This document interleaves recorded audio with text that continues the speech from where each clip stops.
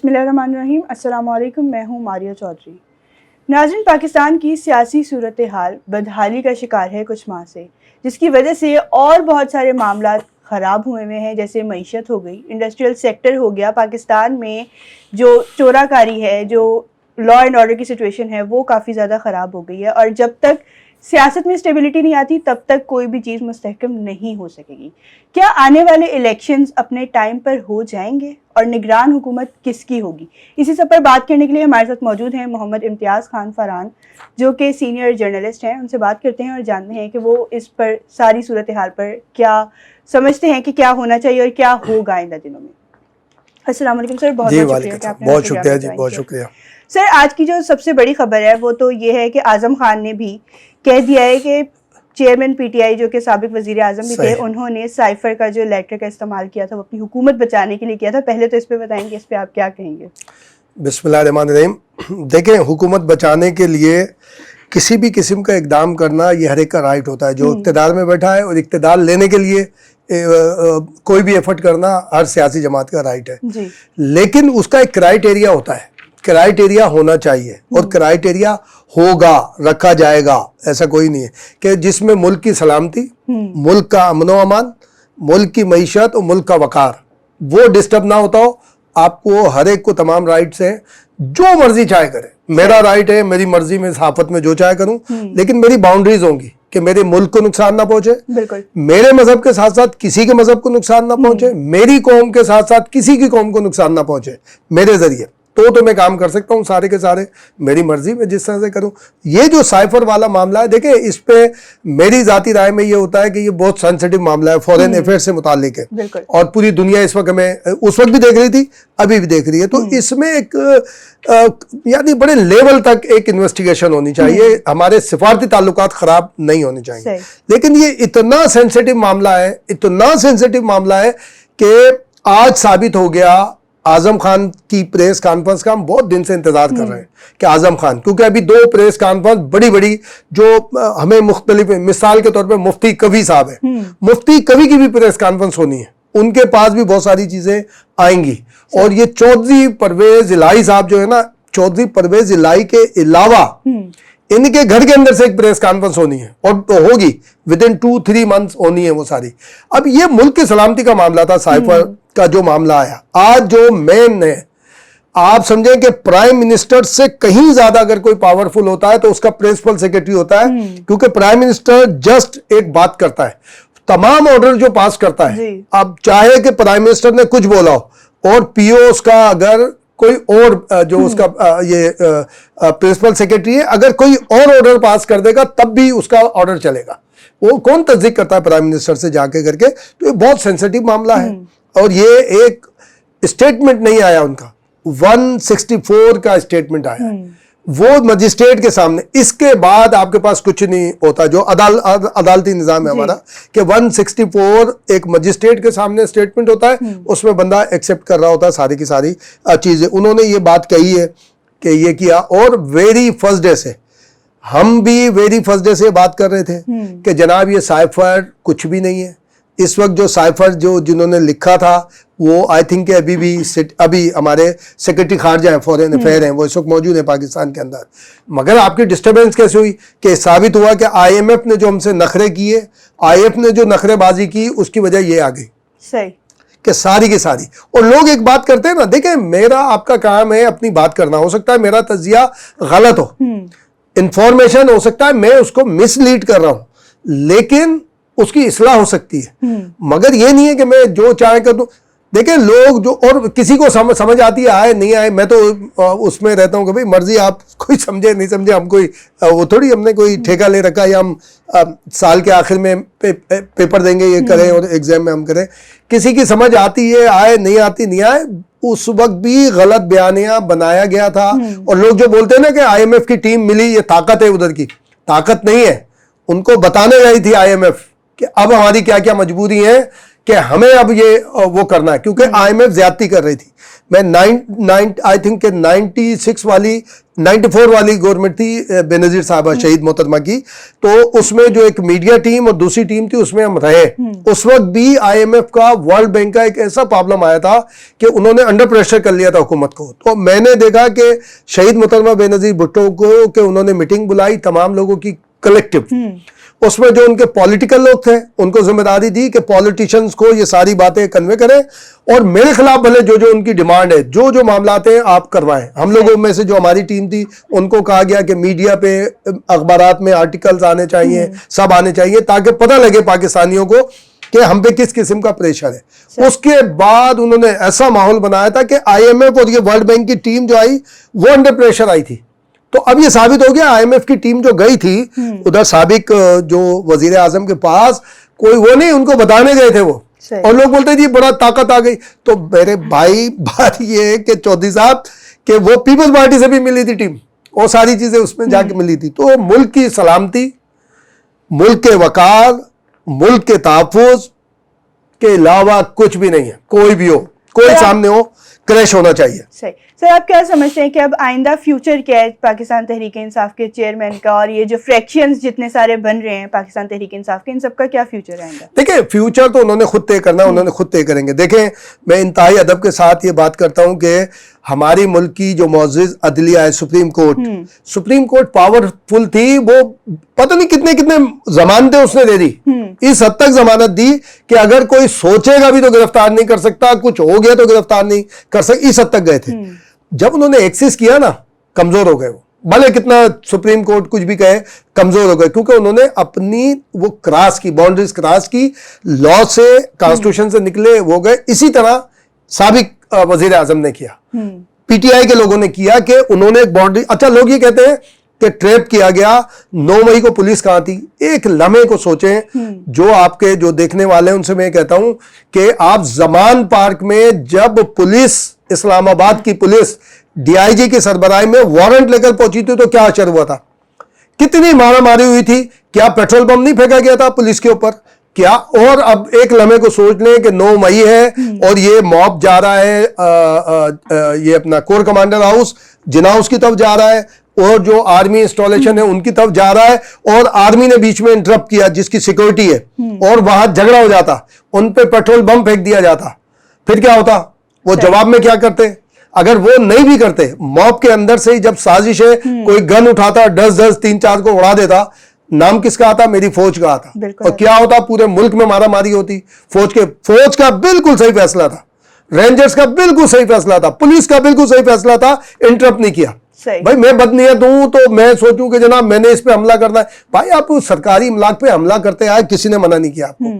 Army installation, मैं इसलिए नहीं कह रहा कि आर्मी के हम पॉलिटिकल किरदार के बदतरीन मुखालिफ हैं। 2007 में मैं कराची प्रेस क्लब का सेक्रेटरी था, मुशर्रफ की इमरजेंसी के खिलाफ हम सब गिरफ्तार हुए, और दुनिया की तारीख में एक जगह से 209 जर्नलिस्ट, हमारी पीएफयूजे के ओहदेदार, सदर थे कराची प्रेस क्लब का, मैं सेक्रेटरी था, हमारे सदर थे गौसी साहब, केयूजे के सदर थे हमारे शमीम रहमान पप्पू, और तीनों हमारी केयूजे उनके सदर, सेक्रेटरी, और 209 गिरफ्तार हुए थे, 2 खवातीन समेत। कभी नहीं हुआ। हम बदतरीन मुखालिफ है आर्मी की पॉलिटिकल एक्टिविटी के, जो पॉलिटिक्स में मुद्दा, लेकिन आर्मी हमारे सर का ताज है, हम उसके वकार के खिलाफ थोड़ी किसी को काम करने देंगे कि जिसके मुंह में आए जो चाहे कर देंगे जनाब, ऐसे हो जाए। अब इसमें कोई बोले जी चमचागिरी, हाँ चमचागिरी होने दे, मैं अपने बाप की चमचागिरी करता हूं, मैं अपनी माँ की चमचागिरी करता हूं, मैं उसके आगे घूमता हूं तो मैं चमचागिरी, मैं उसके वकार के लिए करूंगा। तो बदतरीन फैसला था।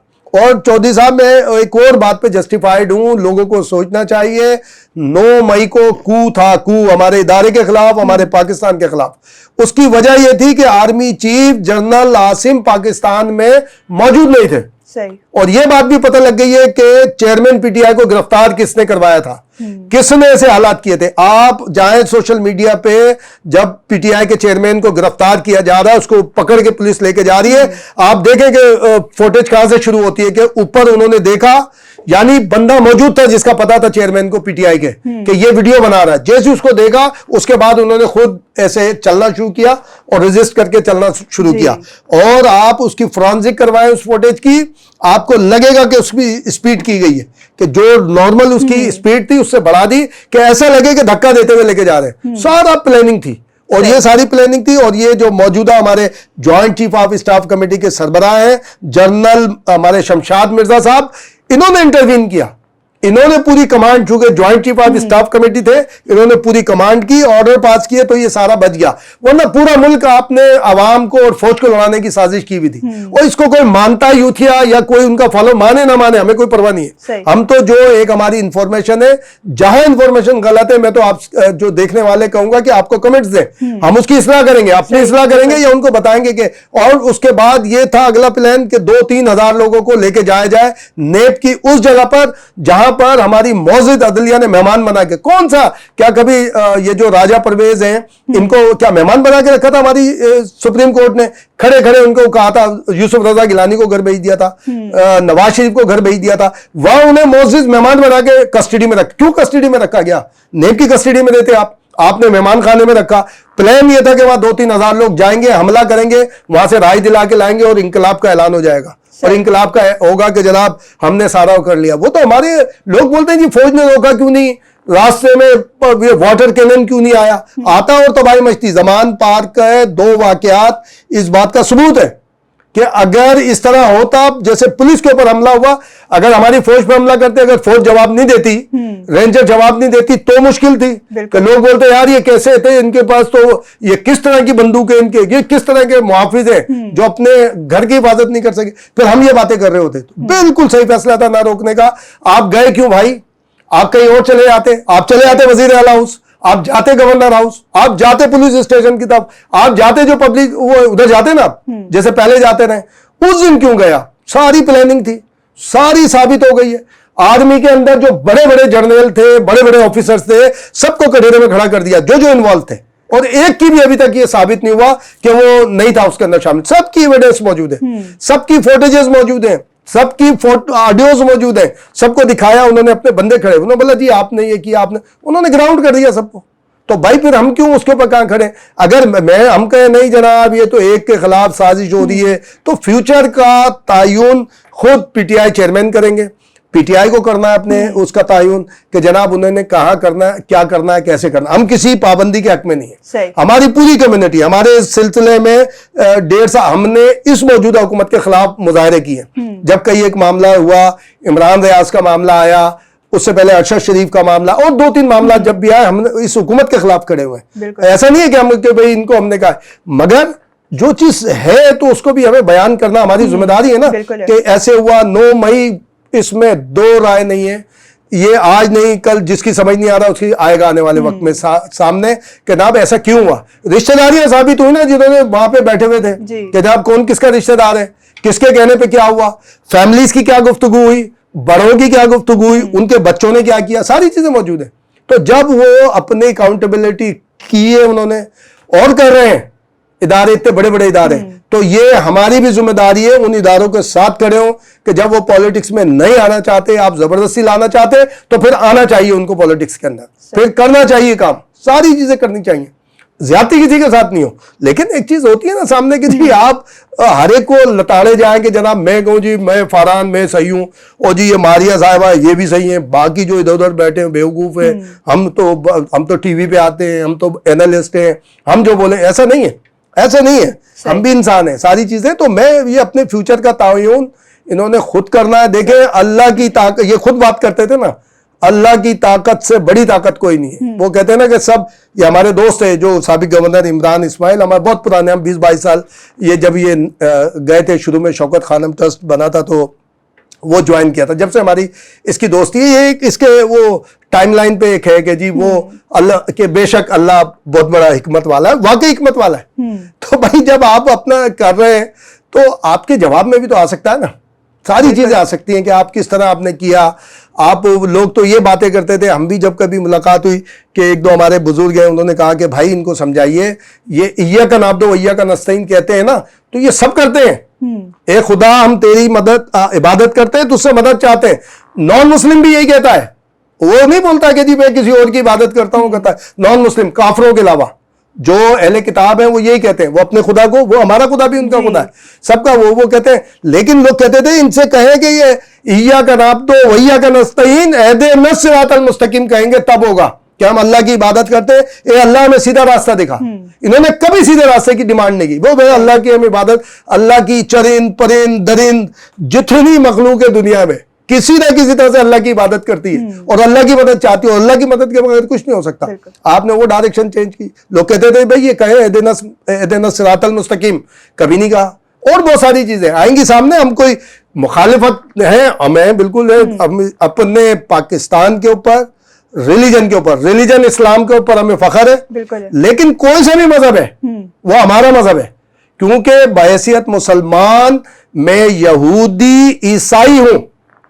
मैं यहूदी ईसाई मुसलमान हूं। उसकी वजह यह है कि मैं उस वक्त तक मुसलमान नहीं हो सकता। मेरे हम सब के आका व मौला सल्लल्लाहु अलैहि वसल्लम ने हिदायत फरमाई, हुक्म फरमाया कि कोई उस वक्त तक मुसलमान नहीं हो सकता जब तक तमाम अलामी अल्लाह की किताबों पे ईमान ना लाए। मैं अगर तौरेत और ज़बूर पर ईमान लाया मैं यहूदी हो गया। मैं हजरत मूसा अलैहि सलाम पे ईमान लाया, यहूदी हो गया। उसके बाद में इंजील पे ईमान लाया, ईसाई हो गया। हजरत ईसा अलैहि सलाम पे ईमान जो मेरे ईमान का हिस्सा है। लेकिन स्टैम्प कहां लगाई अल्लाह ताला ने? हुजूर पाक सल्लल्लाहु अलैहि वसल्लम के ऊपर। आखिरी नबी सल्लल्लाहु अलैहि वसल्लम, उन पे मैं जब ईमान लाया, जब उनकी उम्मत पे शामिल हुआ मुसलमान। और आखिरी किताब कुरान हकीम जो हिकमत की किताब है, जब मैं उस पर ईमान ले आया तो मैं मुसलमान हूं। फखर इसीलिए मुसलमान को, इसलिए नहीं है कि क्योंकि मुसलमान तमाम इस्लामी किताबों को मानना है उसको, नहीं तो मुसलमान वो हो नहीं सकता। तमाम अंबिया किराम पे ईमान लाना है तो वो मुसलमान नहीं हो सकता। तो ये सारी चीजें होती है कि जनाब आप एक उसमें सबको हाके ये करें तो किसी के मजहब और पाकिस्तान के वकार के अलावा कुछ हो ही नहीं सकता। अगर कोई सोचता है कि पाकिस्तान के वकार के अलावा वो फिर तैयार है, हर चीज के लिए तैयार है। सही सर, इलेक्शंस नवंबर में मुतवक्के हैं, उससे पहले निगरान हुकूमत आएगी, तो आप निगरान हुकूमत किसकी देख रहे हैं? देखिए निगरान हुकूमत में कई एक नाम आ रहे हैं, उसमें बहुत सारी चीजें आ रही हैं। अब उसमें कोई भी हो सकता है। अब उसमें एक डिबेट ये चलती है कि निगरान हुकूमत जो है इंतखाबात, उसका कोई रोल नहीं अब रहा उसके अंदर। ज़ाहिर के मैनेजमेंट करेगी, लॉ एंड ऑर्डर को कैसे मेंटेन करें, क्या करें, मुख्तलिफ नाम है। अब आप और मैं स्पेकुलेट कर सकते हैं फला फला फला, बाद में हम अगले प्रोग्राम में हम आपके कह देंगे कि नहीं भाई वो नाम उनके थे, रिजेक्ट हो गए। तो भाई जो भी आए वो सारा अब है कि जी इलेक्शन नवंबर में होने चाहिए, होंगे या नहीं, और होने चाहिए या नहीं होने चाहिए। दो मैं समझता हूँ नहीं होने चाहिए। उसकी वजह यह है कि आपके पास टाइम है। टाइम कब तक है? फरवरी तक आपके पास टाइम है, क्योंकि सेनेट की मुद्दत मार्च में पूरी हो रही है। आई थिंक मैं डेट उसको कंफर्म नहीं, 24 या 17 मार्च को इलेक्शन ड्यू है, जो आधे रिटायर हो जाएंगे आधे, और ये सिस्टम चलता रहता है सेनेट का। अगर खुदा न खासा मुल्क में माशाल्लाह हो तो सेनेट डिसॉल्व हो जाती है, अदरवाइज नहीं होती। और कभी प्रैक्टिस ऐसी रही है कि माशाल्लाह अदवार में भी सेनेट का सिलसिला चलता रहा है। तो वो मार्च में इलेक्शन हो रही है। इसके लिए मैंने नहीं पढ़ा, हो सकता है कोई रास्ता निकला है, पाकिस्तान में निकल आता है। मैंने कोई रास्ता कॉन्स्टिट्यूशन में, या हमारे जो कॉन्स्टिट्यूशनल एक्सपर्ट्स हैं या हमारे लॉ के जो दोस्त हैं उनसे, उन्होंने बोला यार हमें नहीं पता, उसके लिए आपको इलेक्शन करवाने लाजमी, वरना आगे भी जा सकते थे। इसका कोई रास्ता निकलता है कि प्रेसिडेंट रेफरेंस भेज सकते हैं सुप्रीम कोर्ट में, या क्या कर सकते हैं, ये एक अलग चीज है। लेकिन आगे बढ़ना चाहिए। उसकी वजह यह है कि एक सेंसिस का मामला चल रहा है। अब हुकूमत ने, जैसे राना सनाउल्लाह साहब ने, मैं समझता हूं उन्होंने अपने इख्तियारात से तजावज किया। उन्होंने कहा कि जनाब हम इसको नोटिफाई नहीं करेंगे सेंसिस को। भाई मेरी प्रॉपर्टी है, आवाम की प्रॉपर्टी है सेंसिस, स्टेट की प्रॉपर्टी, आपकी नहीं। आप वजीर दाखिला है तो आपके अंडर में नहीं है वो, आप क्यों नहीं करेंगे? उसके बाद उन्होंने फिर अपना स्टेटमेंट चेंज किया। उसमें कहा कि उन्होंने अगर इसको तस्लीम भी कर लिया जाएगा तो हम वही आबादी होगी और वही हल्के होंगे जिस पे इलेक्शन होने, सारी चीजें होनी है। लेकिन अगर, और अभी मेरा ख्याल है कि अगस्त के किसी अभी 26 जुलाई को जो सूबाई राब्ता काउंसिल या मुश्तरका मफादात काउंसिल जो होती है उसका इजलास होना है। उसके एजेंडे में पता लगा है कि ये है सेंसिस का मामला। अगर वो चारों सूबे एग्री हो जाएंगे और सेंसिस की बोलेंगे हाँ जी एक्सेप्ट कर लिया है तो वो होगा। अब पीपल्स पार्टी की जो सिंध गवर्नमेंट है ये भी एतराज करती थी सेंसिस पे, अब ये कोई एतराज कर दे तो पता नहीं। MQM का एतराज मौजूद है ऑलरेडी, जमात इस्लामी का एतराज मौजूद है और कोर्ट में भी मौजूद है।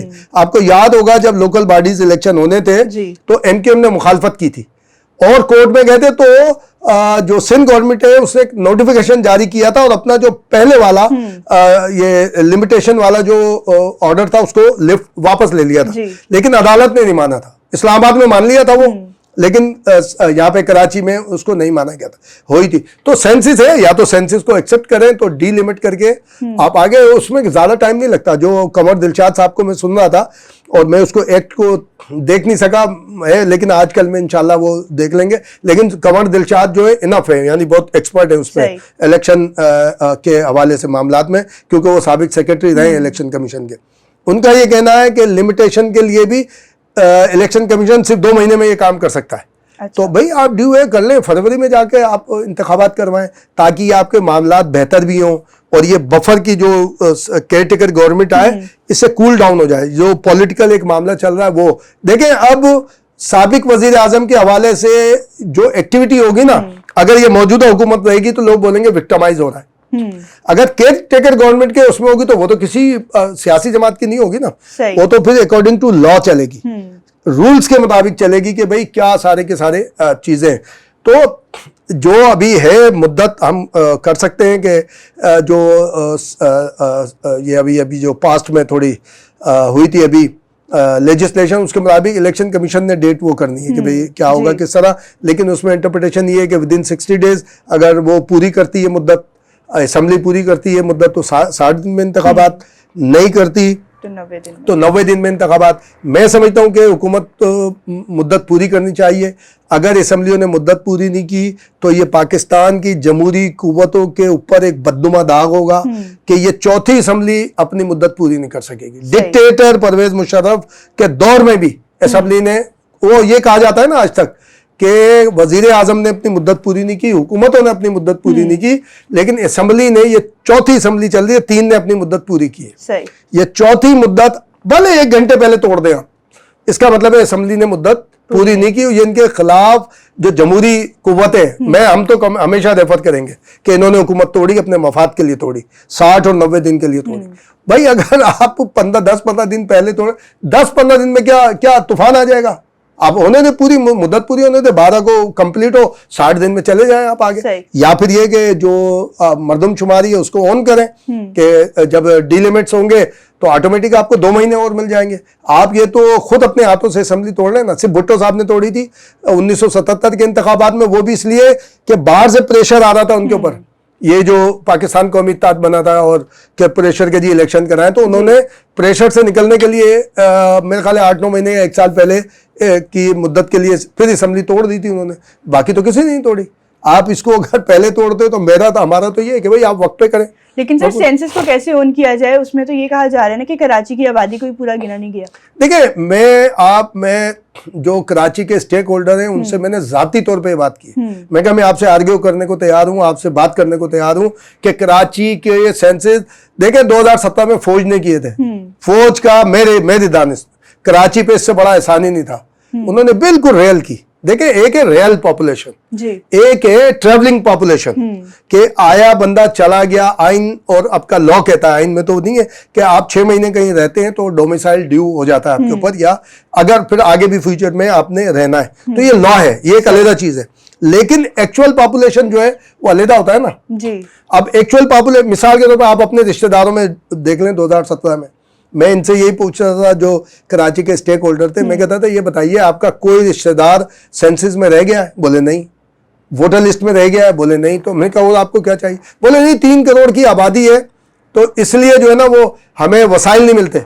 वसाइल पे बात होनी चाहिए ना। देखिए, अगर सेंसस नहीं होते, आपके ऑफिस में मिसाल के तौर पर इस ऑफिस में 50 लोग हैं, अब आप बोले यार गिनती में हमारे रिकॉर्ड पे तो 35 लोग हैं, 15 लोग इजाफी हैं, लेकिन जब ये इस ऑफिस में मौजूद हैं तो इनकी देखभाल, इनका आना जाना, इनका जो काम ये कर रहे हैं वो तो इदारा ही देखेगा ना।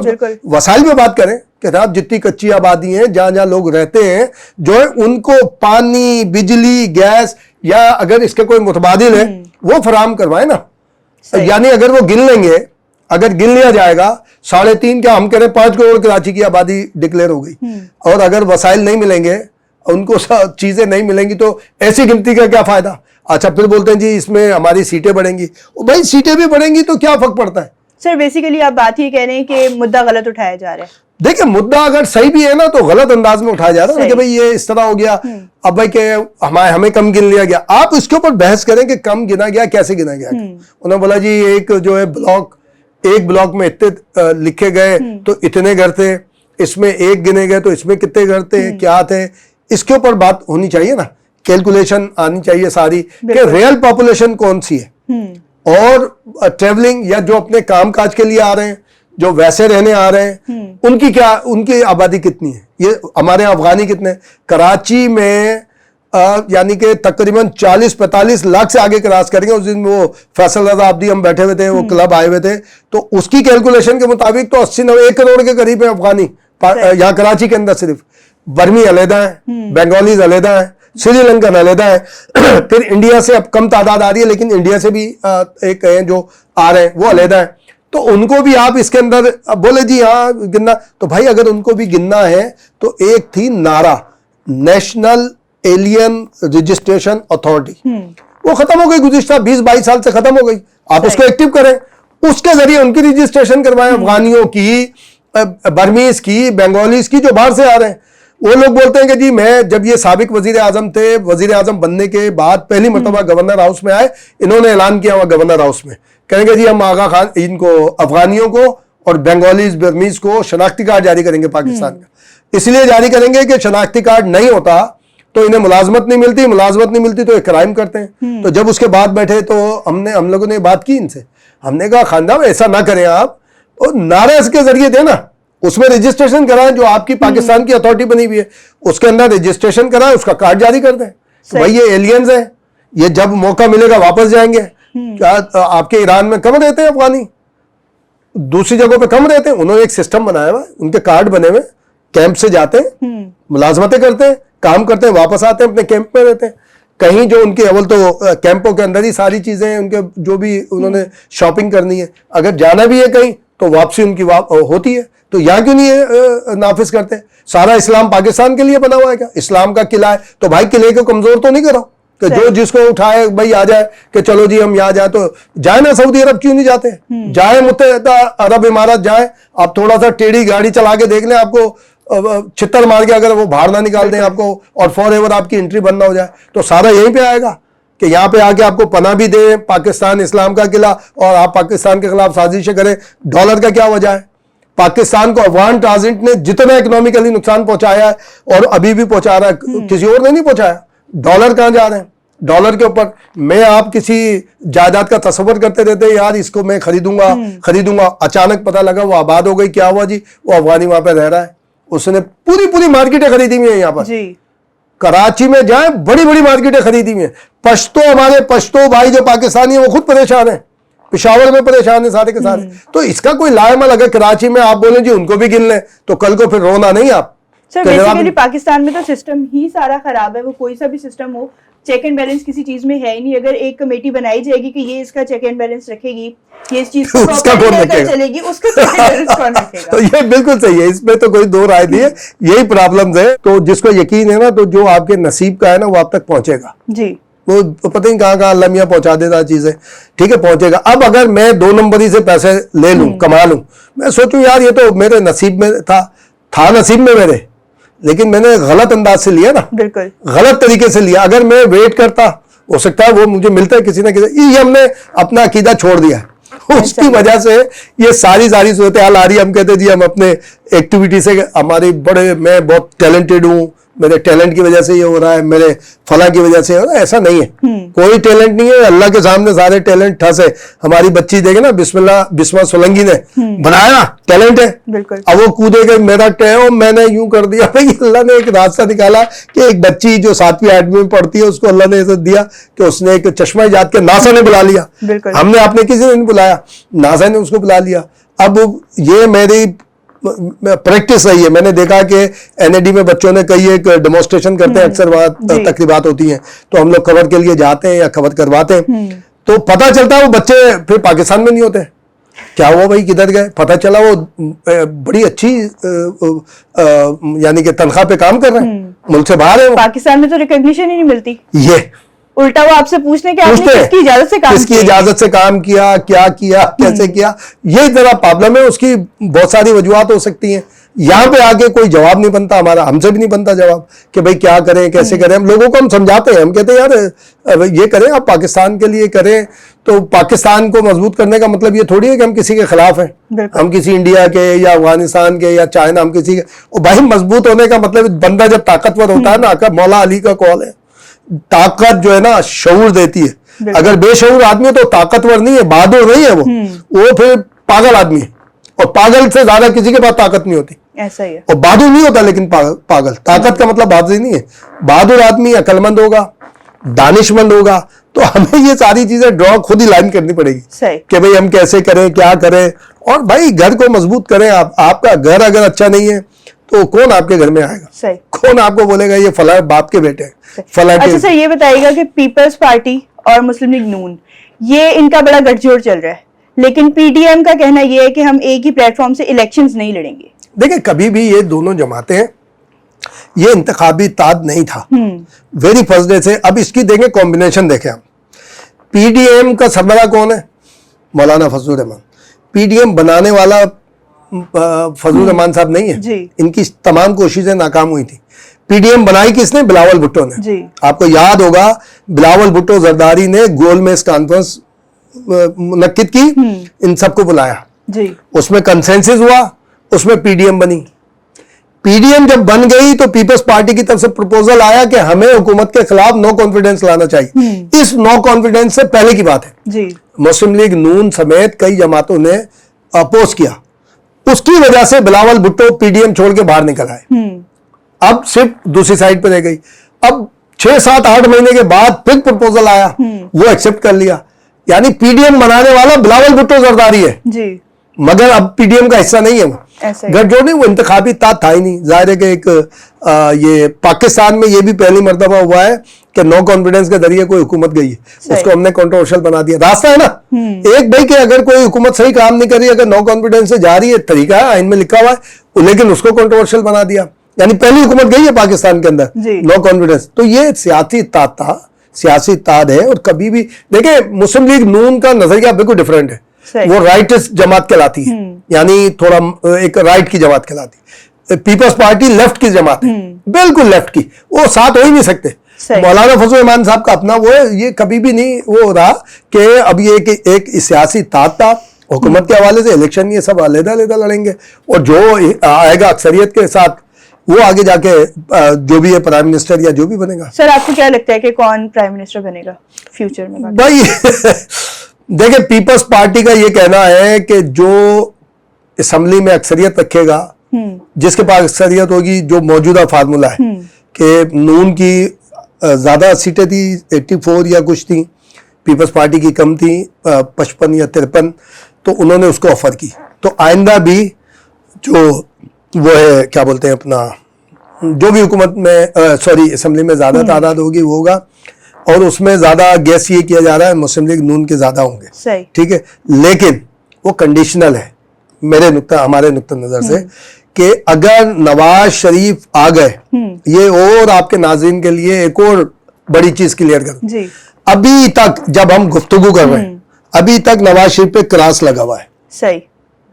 जिस तरह से एमक्यूएम के सरबरा बानी पे, जैसे पीटीआई के चेयरमैन पे, उसी तरह अभी तक नवाज शरीफ का मामला तय नहीं हो सका है। सही। नवाज शरीफ अगर इलेक्शन से पहले आके वो नहीं कर सके तो समझ लें कि बहुत डैमेज होगी मुस्लिम लीग नून। सही। क्योंकि नवाज शरीफ वोट बैंक है नवाज शरीफ का, मरियम नवाज का भी नहीं है।